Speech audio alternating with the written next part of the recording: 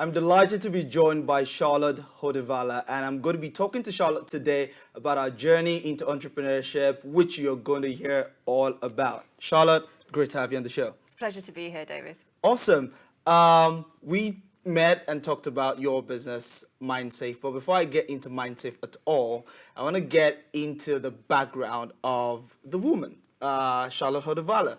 How did you get into this entire space of entrepreneurship? What has your journey been like? Well, MindSafe is the exciting bit. I think my journey is probably quite conventional. I did 15 years working in pharmaceuticals and healthcare, working with improving patient pathways, access to healthcare, big budget, large figure contracts. I've also been a city councillor, and then we ended up developing the product from some meetings I was having with care home groups that led us to developing MindSafe. Interesting. Big pharma, city councillor, startup. Yep. How does it add up? Well, I was dealing with large contracts for care home groups, ironically for the elderly, care of the elderly, and we were looking at ways to improve dementia care and how you can find out about the person and make that care more person-centred, which is so important when people start to experience memory problems, both for themselves and to keep their families involved and feel part of what's going on in their lives. And then we met the leader of the CAMS, which is Child and Adolescent Mental Health Services here in Birmingham, which I believe is the biggest service in Europe. Interesting. And he said, this is great, but we need it for children and we need it now. So that made us pivot. My business partner is a GP by training and by 25 years experience. So that's where the health side and the clinical comes in. That's quite interesting and quite exciting.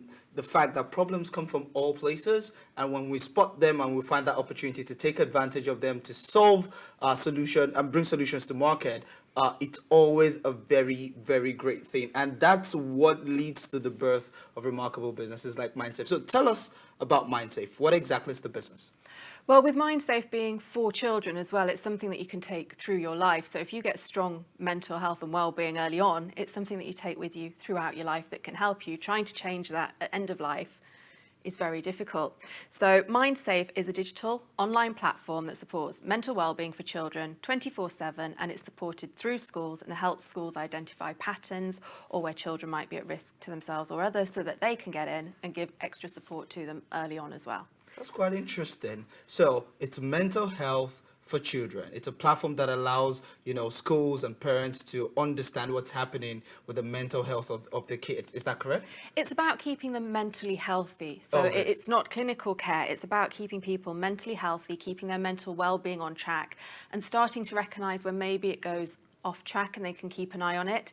It's driven by the children, so it's actually their experience to share. Schools can see patterns and children can choose to share individual elements if they want to. So it's a really powerful early on tool that really bridges that gap where currently, I don't need to tell you, children's mental health care is in crisis. There are millions of children adrift in that gap where they just need a bit of support that's right for them at the right time from people they trust. Interesting. So you would say, to a large degree, it's a preventative measure, a platform that allows, parents and schools to track these things early and see where those changes begin to happen and take preventative action. Would that be correct? Preventative and supportive. And it's supportive. a very early measure. Fantastic. So how long have you been running this business? Well, I think like many entrepreneurs, you kind of register it and get started with your idea whilst you're still doing the full-time day job. So we've really been up and running since, I think it was about 6 weeks before the school shut down for lockdown. Oh, perfect timing. Yeah, we would say. absolutely. Interesting. And so what were you doing all through lockdown then? Well, again, you have to pivot, don't you? The schools were shut, and they are the people who contract us, the schools or councils or the local health service. So with the schools shut through the access to children, what we did do is set up a lot of schools. We've got 25,000 users on the system now, which is amazing. Most of them in the West Midlands.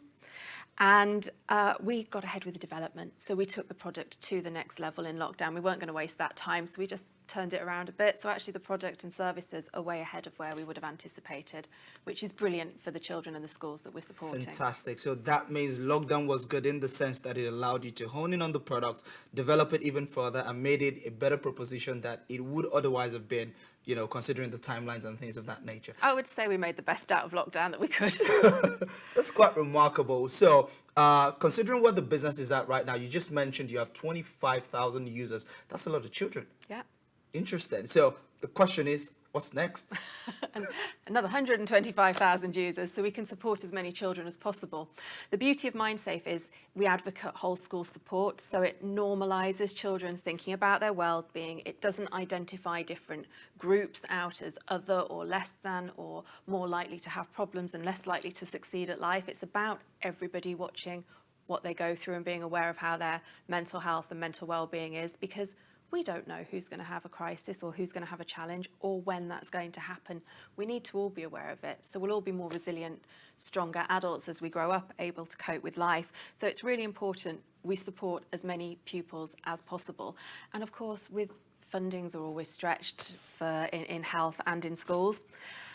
And we can reach thousands of students for less than the cost of one person visiting schools that maybe deals with a group of 6 pupils a week in a school. We can give some level of support to every pupil in that school from age 8 upwards.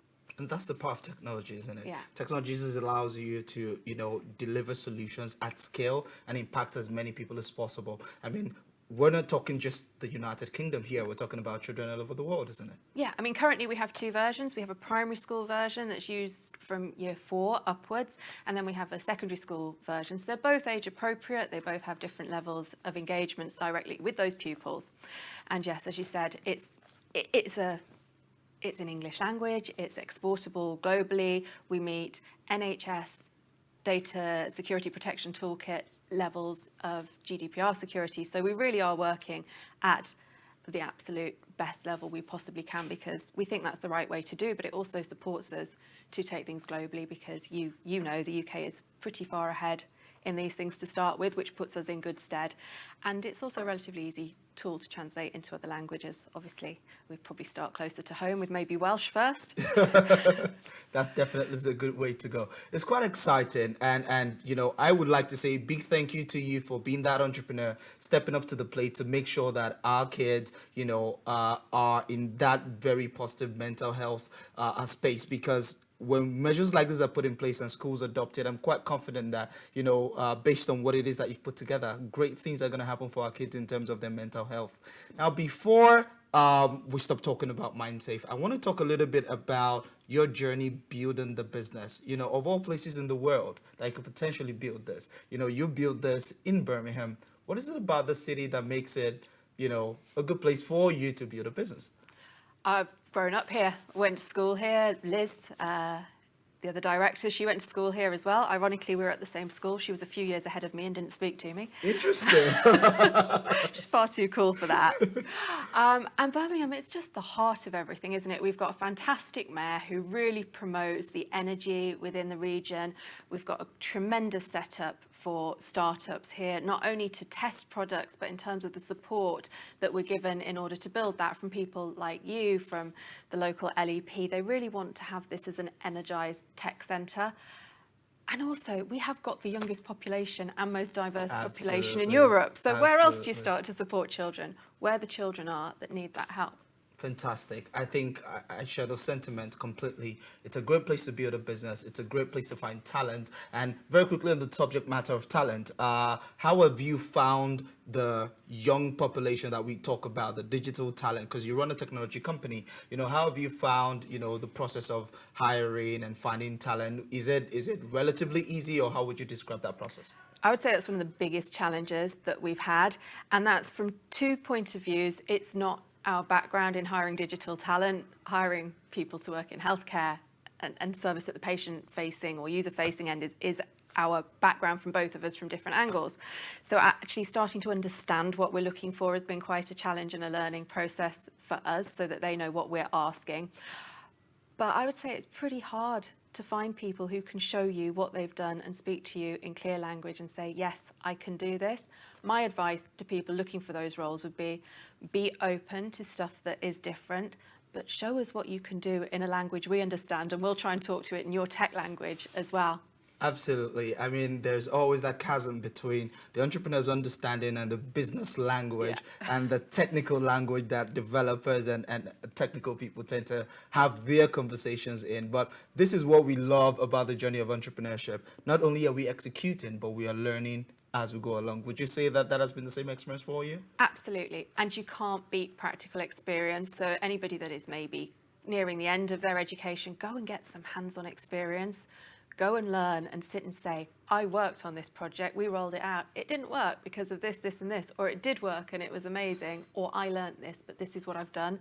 Because we all need to learn from each other in startup world, and that's very different from working, in big pharma where you've got phone number budgets to work with. We need to learn from each other at pace and adapt as well. Absolutely. I mean, if you're a young person watching this, you just heard Charlotte's advice in terms of getting out there, getting practical, applying yourself to projects that could build your CV and build your knowledge base, because that is literally how you become a solution provider in the true sense of the word. Okay, so we've talked about mindset. We've talked about your journey. Let's talk about you. So outside of work, outside of mindset, outside of business, what are the things you'd like to get yourself involved with? I don't have a lot of time outside of that, between that and raising 2 kids.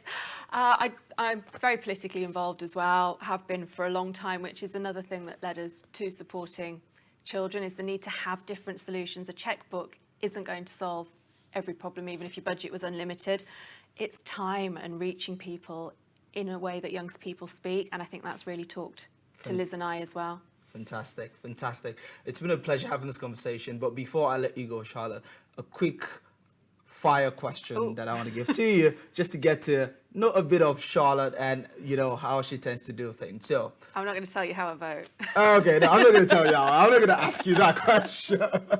Okay, so tea or coffee? Coffee. Oh, really? Interesting. Music or movies? Movies. If you could go anywhere in the world for 6 months holiday, where would it be? A beach in San Marlo. Okay. It's very specific. You must have given a lot of thought to that one. It's my favourite place. Awesome. What is the biggest change you'd like to see in the world? I would like to see MindSafe supporting every child in every school that we can possibly reach. Absolutely. I think that is a remarkable one. I think that MindSafe will actually do fantastic. I look forward to seeing MindSafe do so much better, and look forward to having you back on the show at some point to talk about the new levels that MindSafe must have accomplished. Thanks ever so much. Awesome. Thank you very much, Charlotte, for joining us today. And that's it for our interview with Charlotte Hodivala. She's an amazing entrepreneur. We've enjoyed the conversation we've had today. She's a great representative of businesses that are built here in Birmingham, doing remarkable things and solving remarkable problems. Thank you very much. We'll see you sometime soon.